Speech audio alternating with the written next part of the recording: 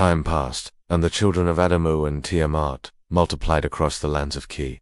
What began as a simple labor force evolved into something far more complex. The humans were not content to merely dig and carry, to plant and harvest. They began to wonder, to create, to dream. Under Enki's secret guidance, they learned quickly. The humans became builders, artists, and thinkers. They formed words from symbols, drew stories on stone, mapped the stars, and measured the passing of moons. They irrigated fields, built canals, and raised stone altars that echoed with chants of gratitude. They no longer looked to the Anunnaki with only fear, they looked with awe, devotion, and imitation. From Eridu to Sippar, from the mines of Abzu to the valleys of the two rivers, temples rose. The gods were honored with song and offering. Festivals were held beneath the light of Nibiru as it glowed in the distant sky. And within these early civilizations, the humans began to feel something entirely new: identity. Enki watched them with quiet pride.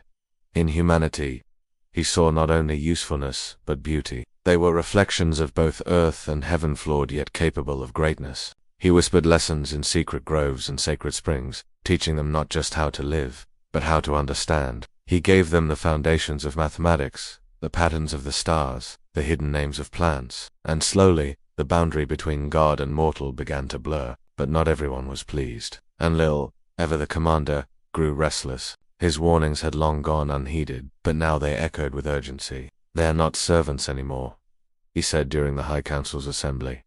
"They are becoming us." To Enlil, this was no longer a mission to save Nibiru, had become a threat to Anunnaki order. The humans, he argued, were too ambitious, too curious. They were learning things they were never meant to know. He demanded limits. Restrictions were imposed. Sacred sites were made off limits to humans. Certain knowledge, astronomy, metallurgy, and divine laws declared forbidden. Guards were posted near ziggurats and workshops. Edicts were issued that no human was to speak in the tongue of the gods.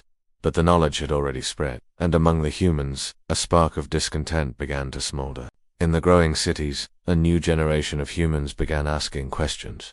Why must the gods be obeyed without question? Why must they toil while Enlil's emissaries ruled from towers of stone and fire? Why were some humans allowed to learn more, while others remained in ignorance? The first whispers of rebellion did not begin in anger but in hunger. In the dry season, when crops failed and the gods ignored their prayers, the people cried out. Some believed they were being punished, others believed the gods had abandoned them, and the few began to wonder if perhaps the gods were not gods at all, but masters who feared their creations. In the outer provinces, humans began to act on their own.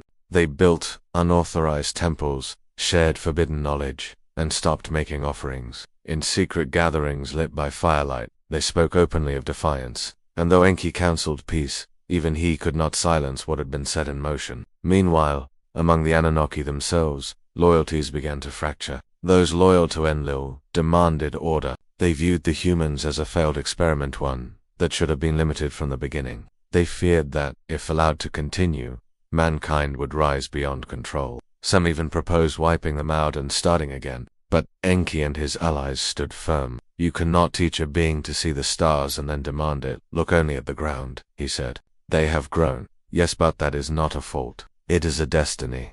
The council was split, and as the Anunnaki debated in towers of light and crystal, the unrest below turned to fire. In the city of Lhasa, humans overthrew their Anunnaki overseers, seizing stores of grain and tools. In the southern mines, workers abandoned their posts and refused to continue digging. Riots broke out in Nippur. Statues of Enlil were toppled. Torches were lit, not in reverence but in revolt. Enlil responded with fury. He unleashed the enforcers, Anunnaki warriors clad in dark armor, wielding weapons charged with plasma and vibration. The skies thundered as their ships roared overhead. In a single night, entire settlements were burned. Rivers turned red. Survivors were marked with cursor scars of energy that prevented reproduction or speech. It was not justice. It was vengeance. Enki was horrified. He stood before Enlil and pleaded, "You call this order. You call this control. This is tyranny." But Enlil refused to listen. "They are an infection," he said.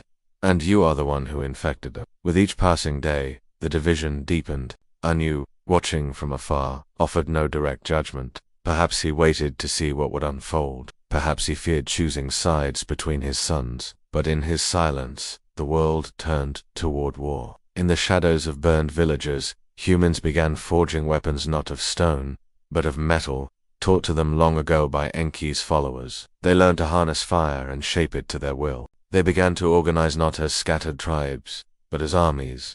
Among the Anunnaki, whispers turned to alliances. Some, weary of bloodshed, aligned with Enki and the humans, believing in others pledged themselves fully to Enlil, preparing to stamp out what they saw as rebellion against divine authority. The storm was coming, and in the silence before it, even the stars seemed to hold their breath. The rise of humanity had begun as a solution. Now it threatened to become a revolution, and the gods those once revered as immortal masters would soon be forced to decide. Would they rule through fear, or evolve with those they had awakened? Because the age of obedience had ended, and the age of consequence had begun.